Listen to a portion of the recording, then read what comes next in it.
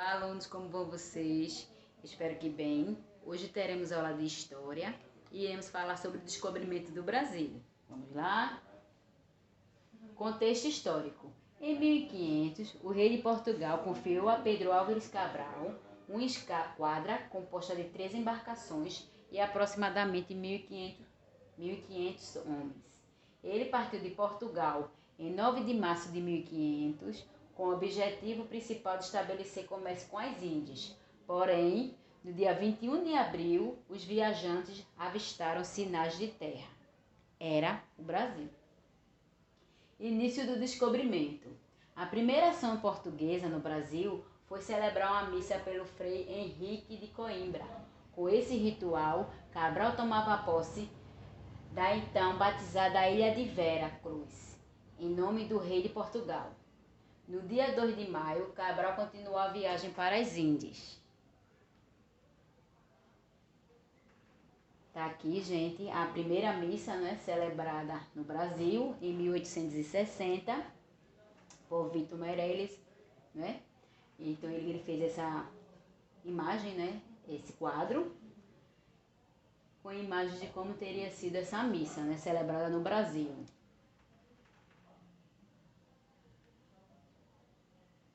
Os indígenas. Quando os portugueses chegaram à América, cerca de 6 milhões de índios ocupavam todo o território atual do Brasil.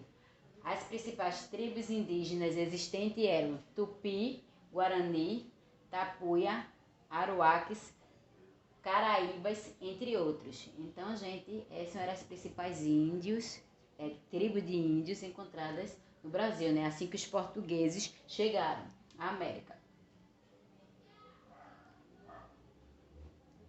Agora eu vou mostrar um vídeo falando sobre o descobrimento do Brasil. Crianças, vou contar para vocês como tudo começou. Vamos falar sobre o descobrimento do Brasil. Essa história começou lá em Portugal, quando o rei Dom João, com a Revolução de Abril, centraliza o poder e com isso ele começa a tentar dominar o território, onde destacou-se seu filho, o infante Dom Henrique, que foi um importante combatente na tomada de Ceuta, em 1415. O infante fundou a escola de navegação em Sagres, no litoral de Portugal.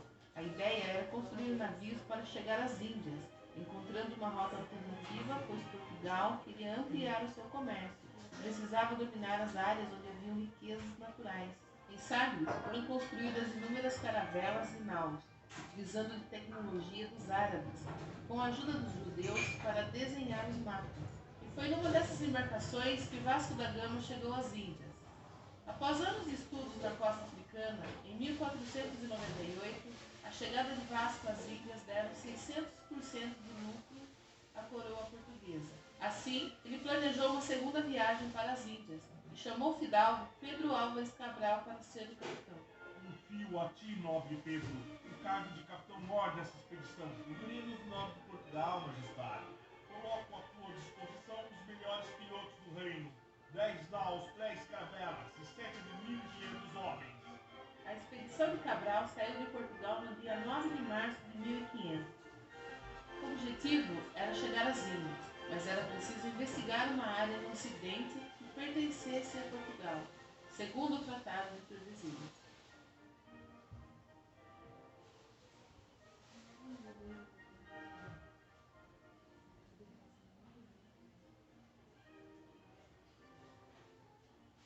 Logo no início, a expedição perdeu uma nau. Capitão, perdemos a embarcação de Vasco da Gama. Eles podem ter naufragados, que Deus o proteja. Temos que ser cautelosos, pois iremos entrar num mar tenebroso. O Tratado de Tordesilhas dividia o mundo entre Ocidente e Oriente, delimitando as áreas de exploração da Espanha no Ocidente e Portugal no Oriente. Mas Portugal tinha direito a uma faixa de terra no Ocidente. Assim, as embarcações seguiram e foram para o sul da Bahia. Nos dias 21 e 22 de abril, eles avistaram as terras, e ao aproximarem da costa, eles avistaram um monte. Como era Páscoa, Cabral nomeou o monte de Monte Pascoal. As embarcações precisavam abastecer-se de madeira e água, e fizeram uma escala na ilha de Abrolhos. Chegaram no continente, onde localiza-se atualmente o município de Caravelas. Foi em Caravelas que desceu o primeiro português. Nicolau Coelho foi designado a fazer um reconhecimento das terras e foi ele que fez o primeiro contato com os indígenas. Nós viemos em paz. Queria tomar um banho antes. Nicolau Coelho encontrou os tupinambás. No primeiro momento, os índios ficaram cautelosos. Alguns historiadores acreditam que era por causa do mau cheiro dos portugueses. Na Europa, era comum ficarem até 6 meses sem tomar banho. Eles acreditavam que a pele suja protegia de algumas doenças, como a peste negra. O resultado desse encontro virou um escândalo, pois Nicolau tirou seu barrete e deu ao índio. Em troca, o índio deu a ele um arco e flecha. No primeiro contato foi considerado amistoso, porém cauteloso. Durante a noite, uma tempestade caiu e danificou algumas embarcações. Era preciso procurar um porto seguro para suas naus. Assim, eles subiram para Porto Seguro. Em Porto Seguro, Afonso Lopes trouxe 2 nativos até a nau capitânia. Os indígenas foram submetidos a testes. Primeiro mostraram a eles um papagaio.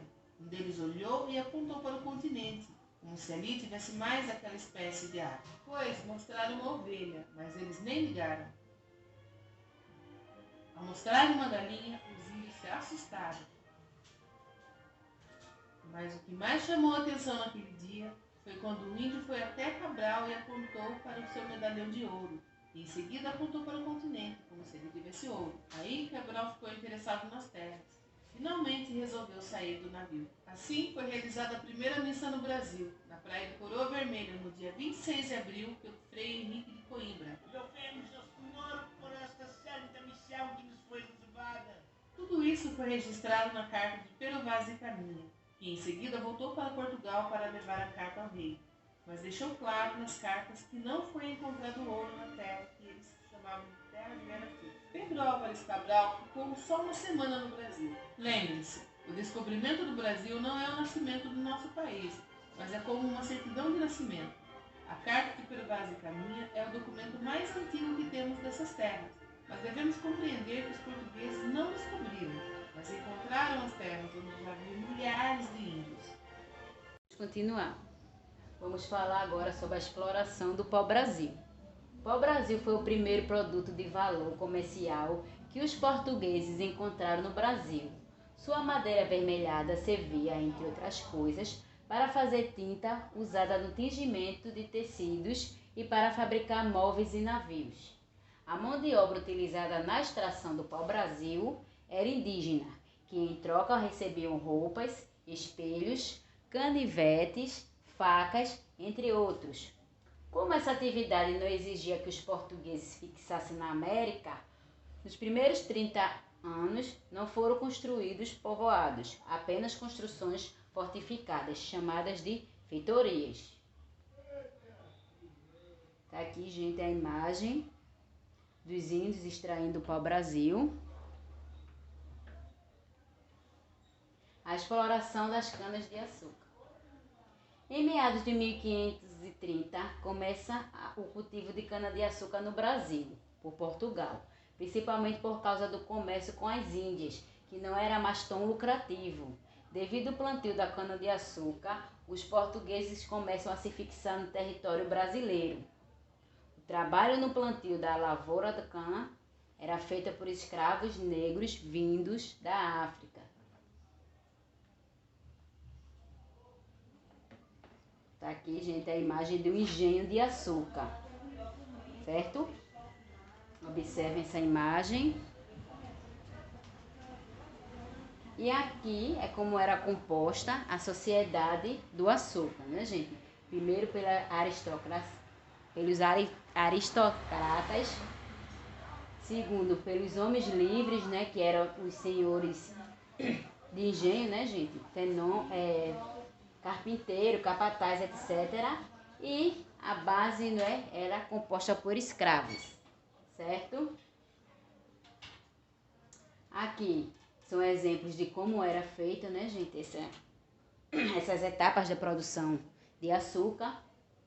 As andainas para encaixar as formas, perfuração das formas para a drenagem do açúcar melhor, purga do açúcar nas andainas, batimento do açúcar na parte de cima das formas, aplicação de barro, aplicação da água sobre o barro Agora aqui é a cristalização do açúcar, a retirada dos pães das formas e a separação dos pães do açúcar. A separação das caras e os batimentos do açúcar para encaixotamento. Então eram essas as etapas do açúcar, né, gente? Terminamos por aqui. Espero que tenham entendido o assunto. Fiquem com Deus e até a próxima.